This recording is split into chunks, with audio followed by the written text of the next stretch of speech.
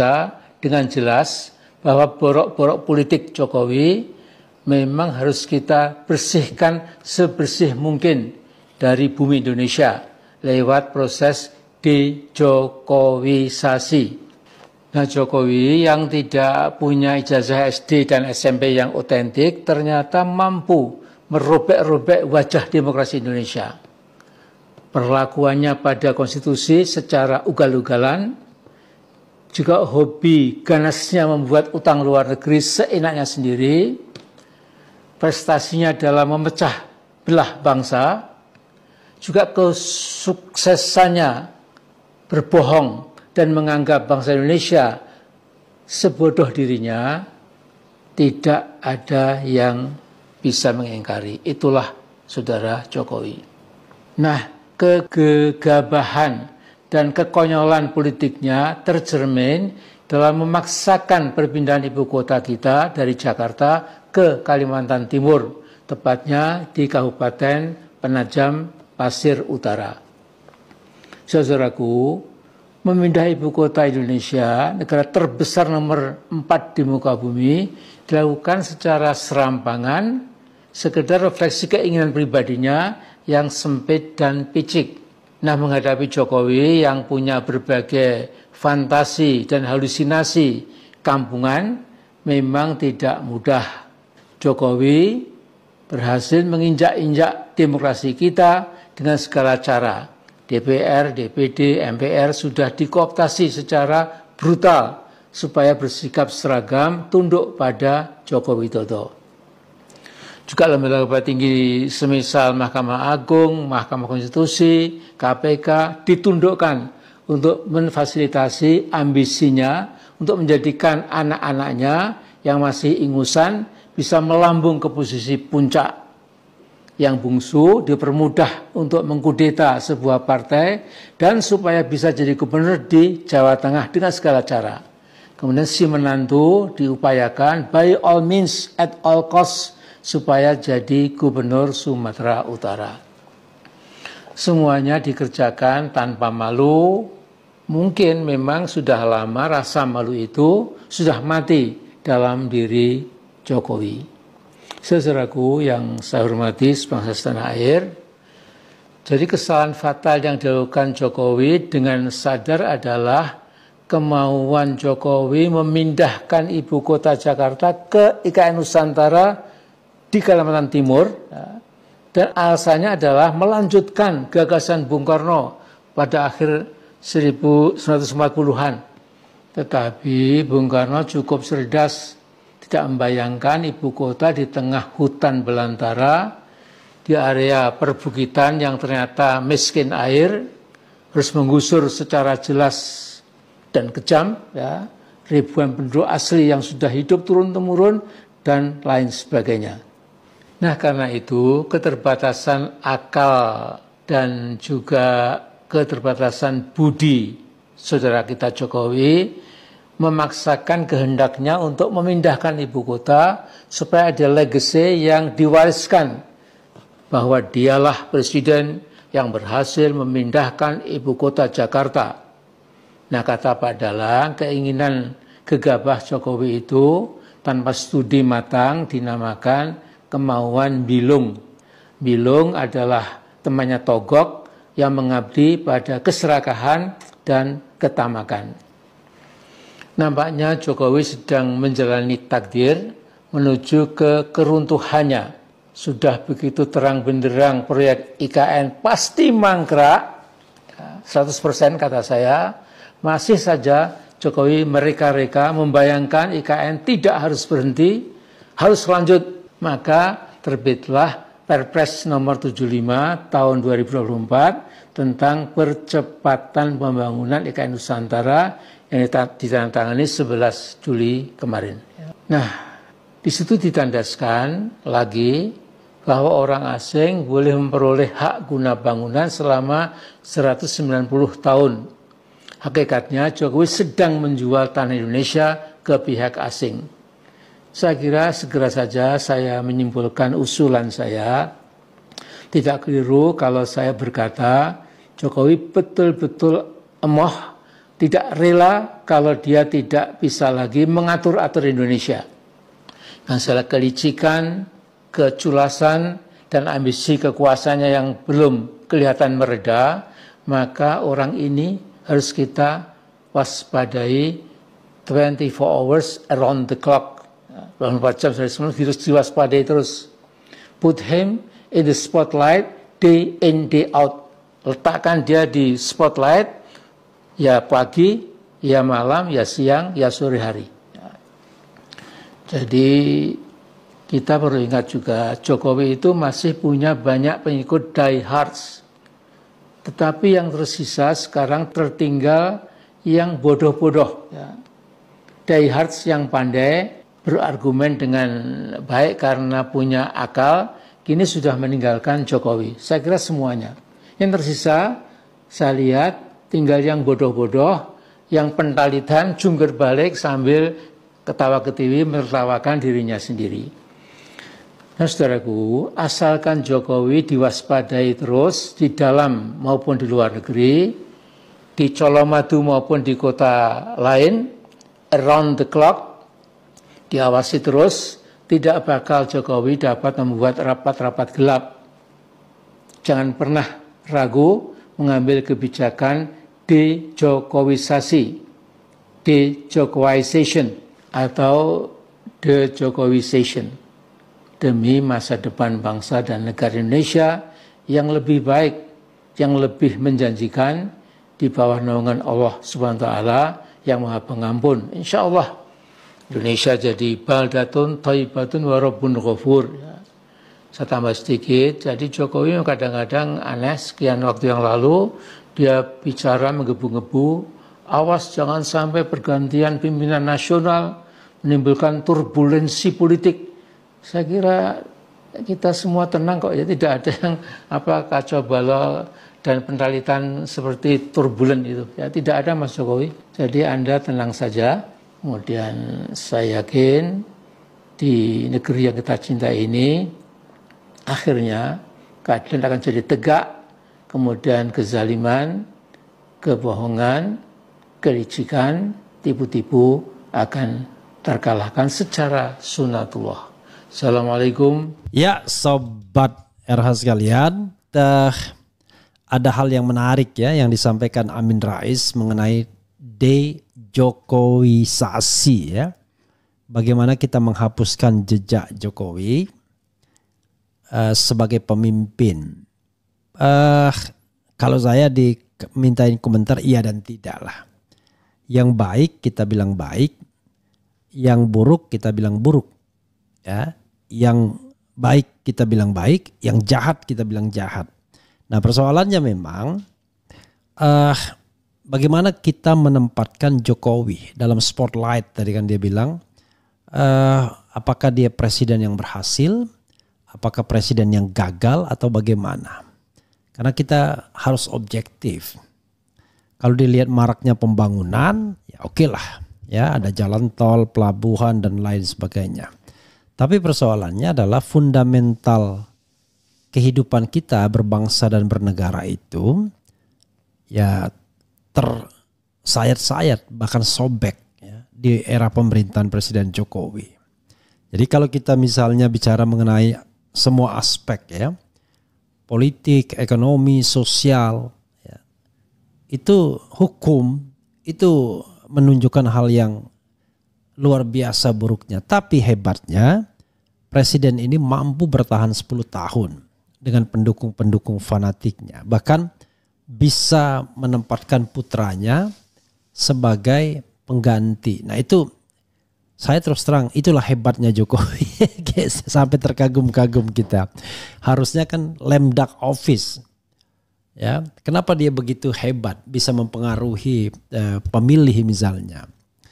Ya mungkin kalau presiden lain tidak melakukan politik gentong babi sekasar-kasarnya, tapi dia mampu sekasar-kasarnya dan kemudian beyond reasonable ya, pelanggaran etikanya nggak masuk akal sudah. Contohnya misalnya ya Mahkamah Konstitusi bagi-bagi bansos di depan istana dan lain sebagainya dan lain sebagainya. Jadi ini menarik sebenarnya ya. Karena itu be objektif terhadap Presiden Jokowi. Oke, satu aspek misalnya utang pemerintah ya. Gimana kita mau mengatakan bahwa Jokowi berhasil dalam hal ini? Utang itu meningkat drastis ketika SBY mengakhiri masa pemerintahannya, utang 2.600. Sekarang Jokowi lebih dari 8.000. Padahal 2.600 itu bukan hanya utang SBY, hutang pemerintah mulai dari Bung Karno sampai kemudian SBY 2.600. Berapa presiden itu dilalui. Tapi begitu Jokowi, utang itu melonjak tajam luar biasa dari 2.600 ke 8.000 lebih. Oke, apakah pendukungnya mau mengatakan hebat itu? Oke, belum lagi ternyata selain utang pemerintah ada juga utang BUMN yang besar juga nilainya. Kalau tidak salah sekarang sudah 6.000-an. Ada juga kewajiban pemerintah yang harus dibayar. Seperti misalnya pensiun ASN baik sipil maupun militer. Jadi ini misalnya posisi per 31 Desember 2023 ya. Utang pemerintah, ini definisi biasa ya. Itu 8.144,69 triliun. Ya, alias 38,98% dari PDB ya, produk domestik bruto. Kemudian kewajiban pemerintah ditambah kewajiban pemerintah itu 9.536,68 triliun. Jadi kewajiban pemerintah itu ya kewajiban asuransi, pensiun, pegawai negeri dan lain sebagainya. Atau ASN baik sipil maupun militer. Atau ASN, TNI dan Polri. Itu 9.536,68. Kewajiban termasuk program pensiun ya. Rupanya 2 kali kewajiban ya. Kewajiban apa lagi nih ya? 12.657. 60% dari PDB. Kemudian termasuk kewajiban BUMN ya. Jadi 19.000.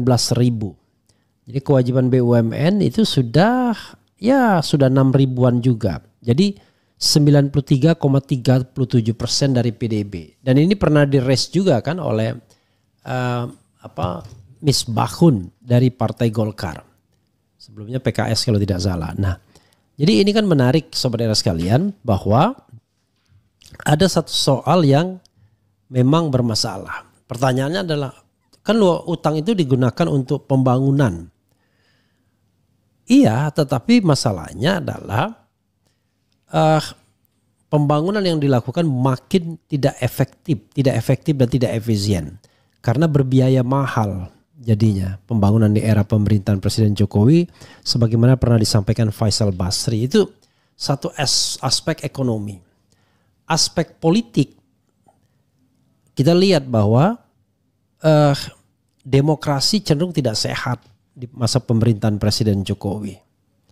Ya, demokrasi kecenderungannya adalah monolitik. Atau kalaupun misalnya ada diferensiasi pembelahan yang tidak produktif. Ya, cebong, kampret dan lain sebagainya. Antara pro dan kontra Jokowi saja. Jadi tidak ada hal yang lebih cerdas misalnya dibandingkan pemerintahan sebelumnya. Karena itu suasana politik menjadi suasana yang tidak produktif untuk berpikir. Belum lagi kemudian kecenderungan untuk munculnya kekuasaan yang otoriter kembali. Otoritarianisme. Termasuk misalnya undang-undang yang memberikan keleluasaan bagi TNI Polri untuk aktif lagi di jabatan-jabatan non TNI dan Polri misalnya. Di bidang sosial, wah keterpecahan luar biasa di masyarakat kan. Jadi ya itu saya bilang imbas politik seperti itu ya di masyarakat juga tidak produktif.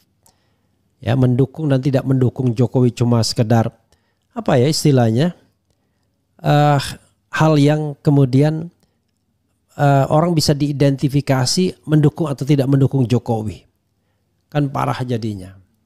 Di bidang hukum ya apalagi penegakan hukum tidak berjalan sesuai dengan yang kita inginkan.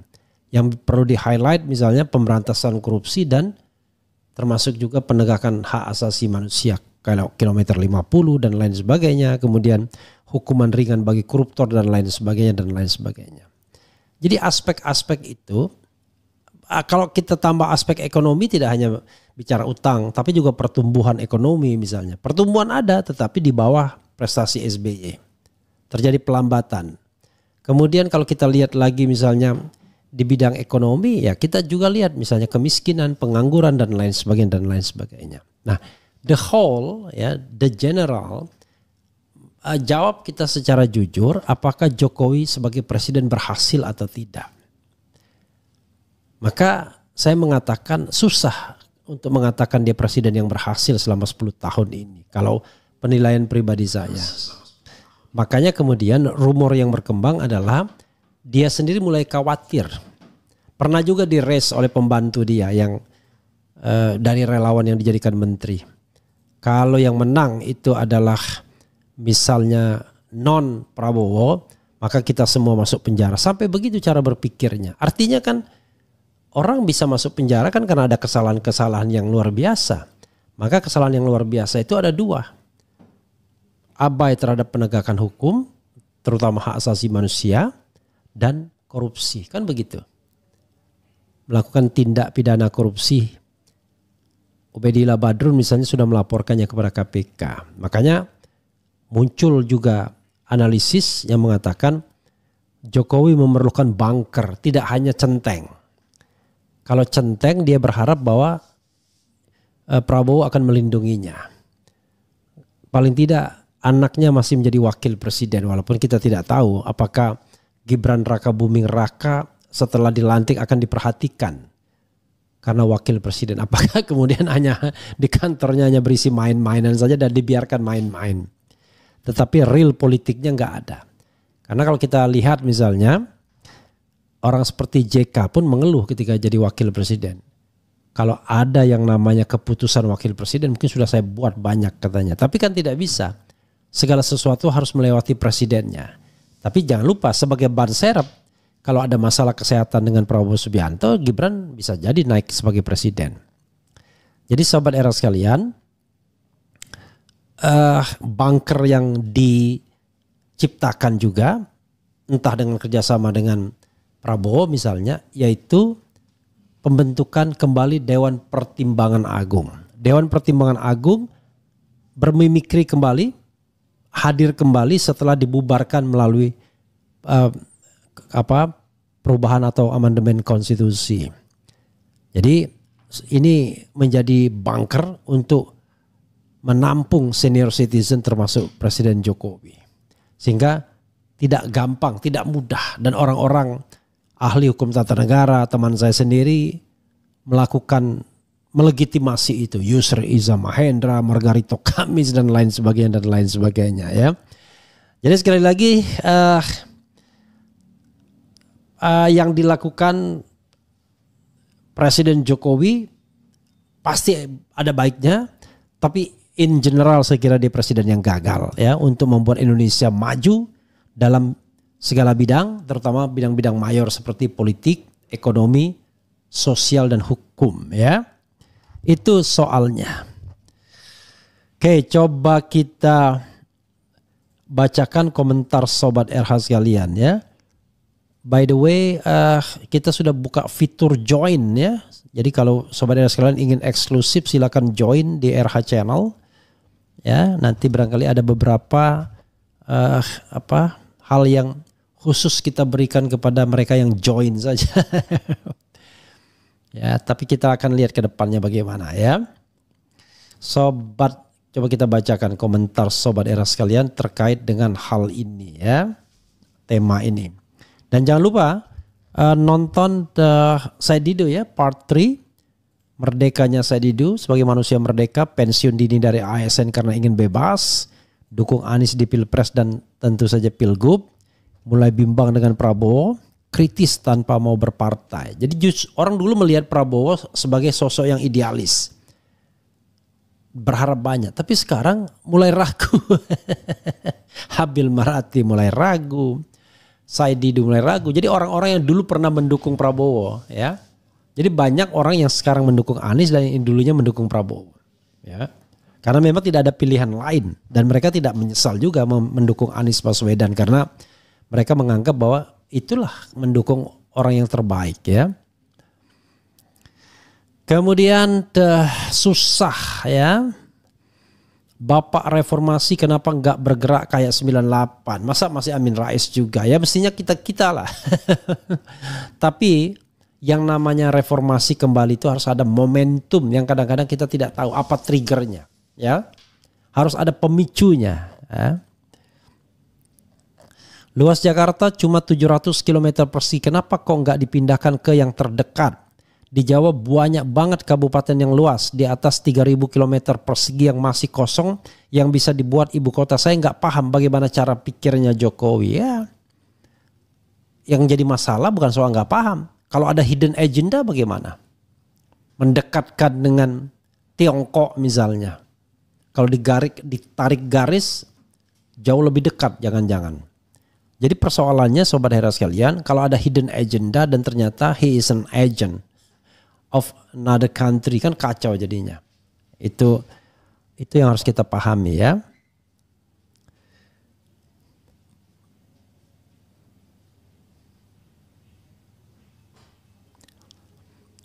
Bang Refli Harun tersebar isu Anies dan T.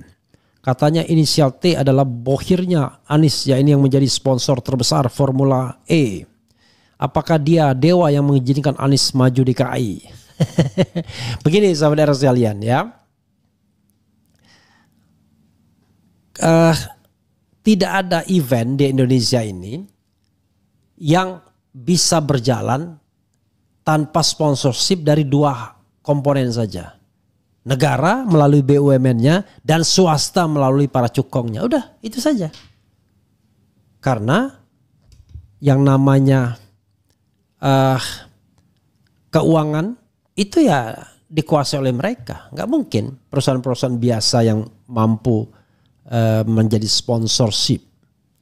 Dulu juga pernah juga sosok yang bersangkutan menyelamatkan pameran Indonesia di luar negeri, ya. Yang bikin Didi Petet stres lalu sampai meninggal dunia.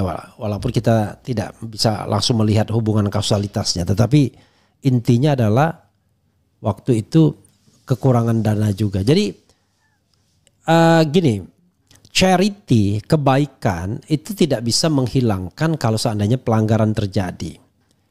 Jokowi misalnya, karena dia mantan presiden, wah sudah kita mikul dhuwur mendem jero, ya kan? Yang baik-baik kita timbulkan, yang jelek-jelek kita pendem sama-sama.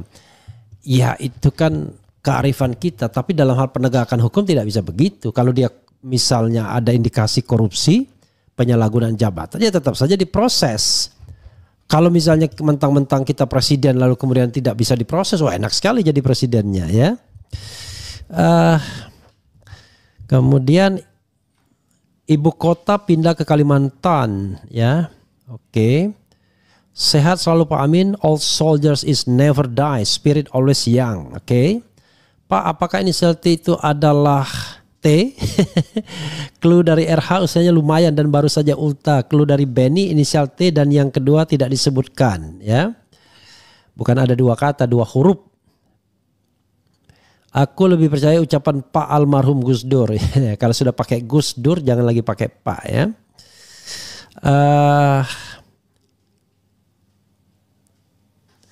Cabut bang omongan RH tentang Jokowi berhasil bangun infrastruktur. Infrastruktur tersebut tidak ada manfaat untuk rakyat kecil. Bandara merugi. Jalan tol MBS cacat, tidak rata lurus. Tidak ada baiknya si Jokowi. Enggak juga, ya. Kita jangan terlalu berlebihan lah, ya. Tetap aja ada pembangunan infrastruktur itu. Kita juga merasakan jalan tol itu. Mungkin tidak mulus. Tapi paling tidak kita merasakan itu, ya. Cuma masalahnya adalah, betul kata Anda, apakah infrastruktur tersebut bisa membuat barang dan jasa itu lebih mudah dan lebih murah, kan begitu. Itu sahabat sekalian.